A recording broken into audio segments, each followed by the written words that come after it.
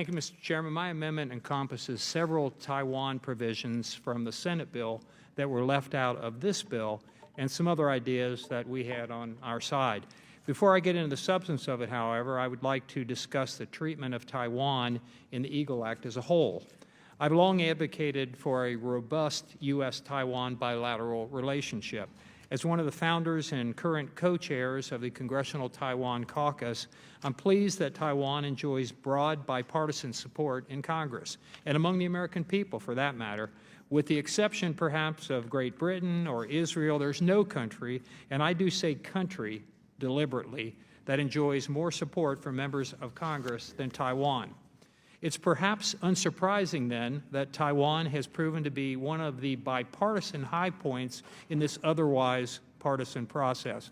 I want to thank the Chairman for working with Ranking Member McCall and I, as well as with our Democratic colleagues, Mr. Baer, Mr. Sherman, and Mr. Connolly, to include several pieces of standalone Taiwan legislation in this bill. Specifically, the substitute amendment includes the Taiwan Fellowship Act, which would assist U.S. government employees to go to Taiwan and work in its ministries, the Taiwan Peace and Security Act, which would enhance Taiwan's deterrence vis-a-vis the PRC, and portions of the Taiwan Diplomatic Review Act, which should lead to the renaming of Taiwan's de facto embassy here.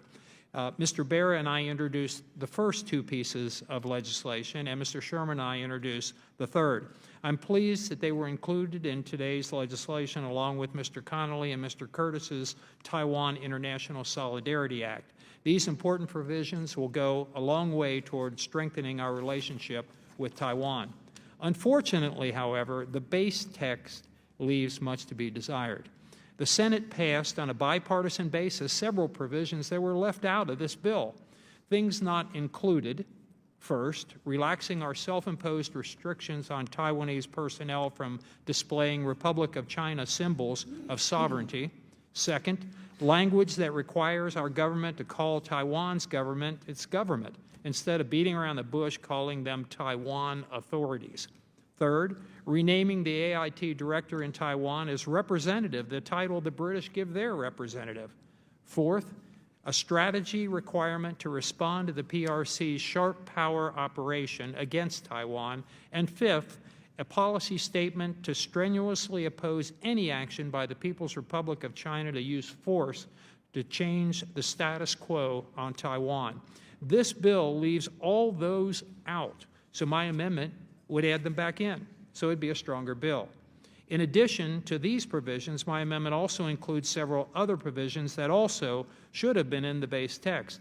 It requires an assessment of enhancing Taiwan's defensive capabilities through security assistance authorities, expands annual congressional briefings on Taiwan's arms sales to include deterrence and security cooperation, authorizes the global cooperation and training framework at $3 million per year for the next 5 years, requires a strategy and creates a bilateral dialogue to deepen U.S.-Taiwan economic relations and strengthen supply chain security and critical technologies, reauthorizes the Taiwan Assurance Act's contact guidelines review provisions, and adds stronger language on a free trade deal, among other things. To those who might argue that such robust approach to Taiwan would be too forward-leading, my question is why? This House has always been the bastion of pro-Taiwan sentiment in the U.S. government. We don't simply adopt the State Department's advice on Taiwan, or we wouldn't have the Taiwan Relations Act as it is today. Others might say that many of these provisions are only symbolic and cause needless friction with Beijing. First, I'm not really sure why Beijing gets a vote here. But second, the so-called symbolic provisions were already included in the Senate bill. What I'm proposing we add to the Senate language are mostly substantive items. Third, when it comes to Taiwan, symbolism often is the substance. Beijing is constantly trying to force Taiwan toward unification by pretending it isn't at least functionally independent. And so it's important that we demonstrate that Taiwan is de facto independent. Mr. Chairman, all of these additions would greatly strengthen Taiwan provisions in this bill and consequently our bilateral relationship. So I would urge my colleagues on both sides of the aisle to support this amendment, and I yield back.